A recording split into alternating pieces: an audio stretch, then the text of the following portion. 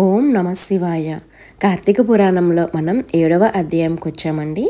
7వ అధ్యాయంలో కార్తీక వ్రత ఫలితం గురించి తెలుసుకుందాము. కార్తీక మాస వ్రతాన్ని ఆచరించటం వల్ల కలిగే ఉత్తమ ఫలితాలేమిటో వశిష్ఠ మహర్షి జనక మహారాజుకు వివరిస్తున్నాడు. మహారాజా, కార్తీక మాసం నెల రోజులు శ్రీ మహావిష్ణువును కమలాలతో పూజించిన వారి ఇంట్లో లక్ష్మీదేవి స్థిరంగా ఉంటుంది. తులసీ దళాలు, బిల్వపత్రాలు, జాజి పూలతో విష్ణువుని పూజించేవారు తిరిగి భూమి మీద జన్మించరు. ఎవరైతే భక్తి శ్రద్ధలతో కార్తీక మాసమంతా పళ్ళు దానం చేస్తారో వారి పాపాలన్నీ సూర్యోదయం అవుతున్న సమయంలో చీకటి చల్లా చెదురైనట్లు తొలగిపోతాయి. ఉసిరిక చెట్టు కింద మహావిష్ణువును ప్రతిష్ఠించి ఉసిరికాయతో అర్చనలు చేసిన వారికి మరణ బాధ ఉండదు. అటువంటి వారి సమీపానికి రావటానికి యముడికి కూడా ధైర్యం చాలదు.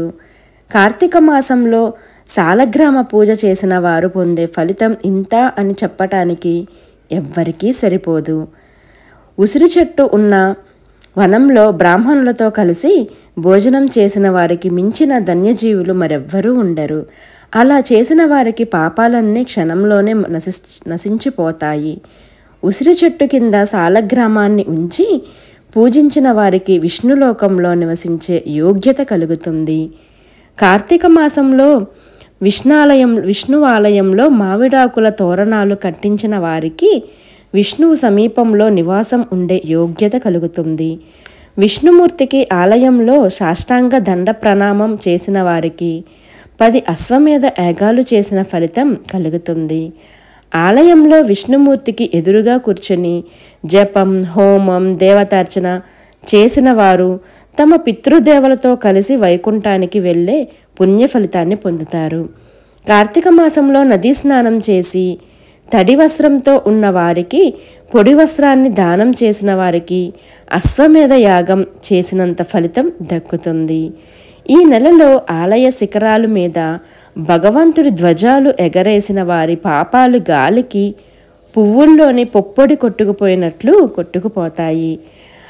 అవిసె పూలతో విష్ణుమూర్తిని పూజ చేసిన వారికి 10 అశ్వమేధ యాగాలు చేసినంత పుణ్యం వస్తుంది.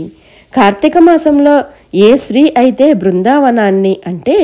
బృందావనం అంటే తులసి కోట, గోమయం అంటే ఆవు పేడతో అలికి చక్కటి ముగ్గులు పెడుతుందో ఆమె విష్ణుమూర్తికి ప్రీతికరమైన భక్తురాలు అవుతుంది. విష్ణువు సన్నిధిలో నందాదీపం అంటే తులసి కోట ముందు చక్కగా అలికి అక్కడ ధాన్యం పోసి దాని మీద ప్రమిద పెట్టి నూనె పోసి వత్తివేసి దీపం వెలిగించాలి. ఈ దీపం కొండెక్కకుండా తెల్లవార్లు జాగ్రత్తగా చూడాలి. దీన్నే నందాదీపం అంటారు. వెలిగించటం వల్ల కలిగే పుణ్యం ఎంతటిదో వివరించడానికి 1000 తలలు ఉన్న ఆదిశేషుడికి సైతం సాధ్యం కాదు. ధర్మ సూక్ష్మాల్లో సాత్వికం, రాజసం, తామసం అని 3 రకాలు ఉంటాయి. సాత్విక గుణాలు చాలా చిన్నగా అనిపించినప్పటికీ గొప్ప ఫలితాన్ని ఇస్తాయి. దేశకాల ప్రాతతని అంటే దేశం అంటే పుణ్యక్షేత్రం, కాలం అంటే పుణ్యకాలం, పాత్రత అంటే యోగ్యత, అనుసరించిన వాటి గురించి ఆలోచించి చేసే ధర్మాలు సాత్విక లేదా సత్వధర్మాలు. వీటి ద్వారా వచ్చిన ఫలితం మొత్తాన్ని పరమేశ్వరుడికి అర్పించే బుద్ధి సాత్విక బుద్ధి. ఇటువంటి సత్వధర్మానికి చాలా ప్రభావం ఉంటుంది. సాత్విక ధర్మం అన్ని పాపాలను పోగొడుతుంది, మనల్ని పవిత్రుల్ని చేస్తుంది, దేవలోక సుఖాల్ని కలుగచేస్తుంది.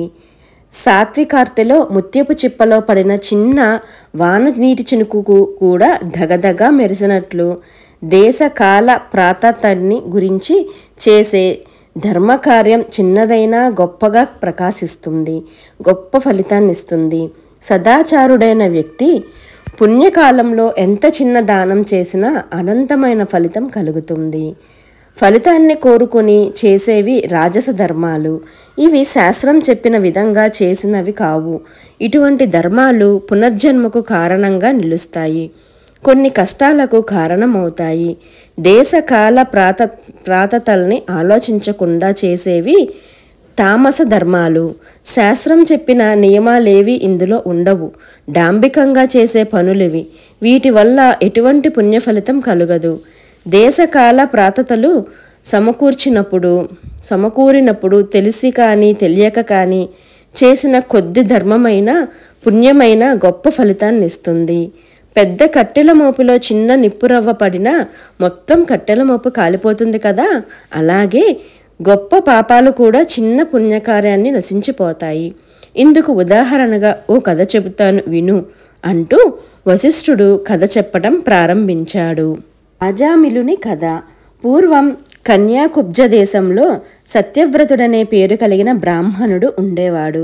అతడు 4 దేశాలు చదువుకున్న పండితుడు. సదాచారాలు పాటించేవాడు. ఎట్టి పరిస్థితుల్లోనూ ధర్మాన్ని విడిచిపెట్టేవాడు కాదు.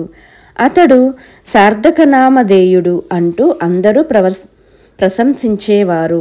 అతని భార్య పేరు హేమవతి. ఆమె కూడా భర్తకు తగినది. ఆచార సాంప్రదాయాలన్నీ చక్కగా పాటించేది. వారిద్దరూ అన్యోన్యంగా ఉండేవారు. కొంతకాలానికి వారికి కుమారుడు జన్మించాడు.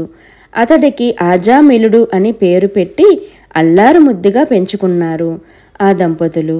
వివాహం జరిగిన చాలా కాలానికి పుట్టిన బిడ్డ కావడంతో ఆజామిలుడిని తల్లిదండ్రులు బాగా గారాబంగా పెంచారు. ఫలితంగా అతడు పెద్దల పట్ల నిర్లక్ష్యంగా ఉండేవాడు. చెడు స్నేహాలు కారణంగా వ్యసనాలు అలవాట్లు చేసుకున్నాడు. కులధర్మాన్ని పాటించేవాడు కాదు. జందాన్ని కూడా తెంపి ఇష్టం వచ్చినట్లు ప్రవర్తించేవాడు. యవ్వన దశ వచ్చేసరికి ఆజామిలుడికి కామవాంఛలు విపరీతంగా పెరిగాయి. దాసీజనంతోనూ కామవాంఛలు తీర్చుకునేవాడు.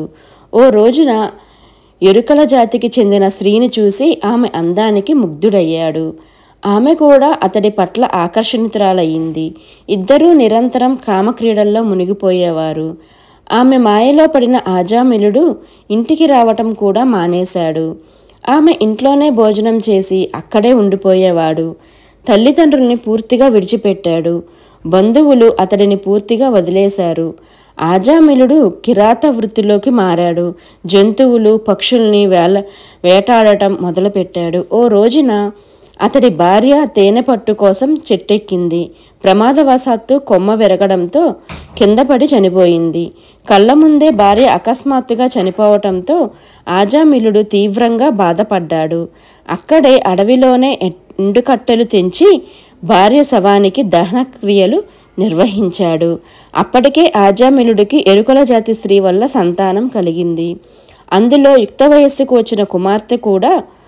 వావి వరసలు ఆలోచించకుండా కుమార్తెతోనూ కామవాంఛ తీర్చుకోవడం ప్రారంభించాడు ఆజామిలుడు. ఆమెను పుట్టిన బిడ్డలంతా పురిటిలోనే చనిపోయారు.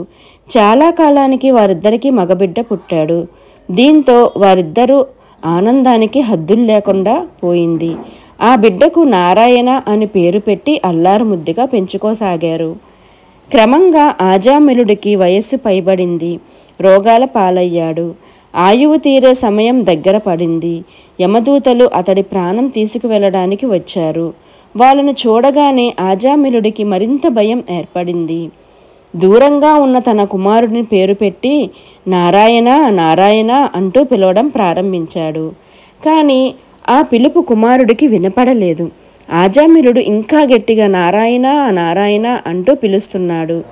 అయినా కుమారుడికి ఆ పిలుపు వినపడలేదు. కానీ ఆజామిలుడికి దగ్గరగా వచ్చిన యమదూతలు మాత్రం నారాయణ నామస్మరణ విని దూరంగా పారిపోయారు.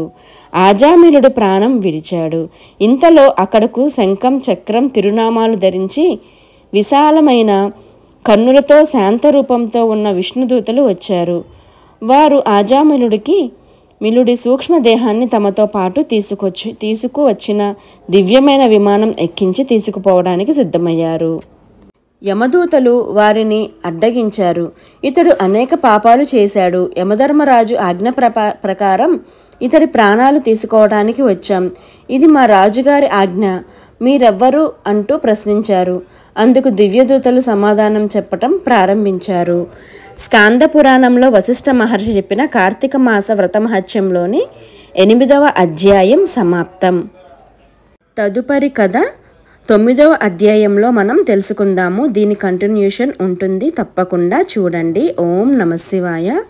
ఈ వీడియో మీకు నచ్చితే గనక లైక్ చేసి, షేర్ చేసి, సబ్స్క్రైబ్ చేయండి. మీరు లైక్ చేయడం వల్ల వీడియో ఇంకొంతమందికి రీచ్ అవుతుంది. అందరూ కూడా కార్తీక పురాణ కథ వినే అవకాశం మనం కల్పించిన వాళ్ళం అవుతామండి. ఓం నమః శివాయ.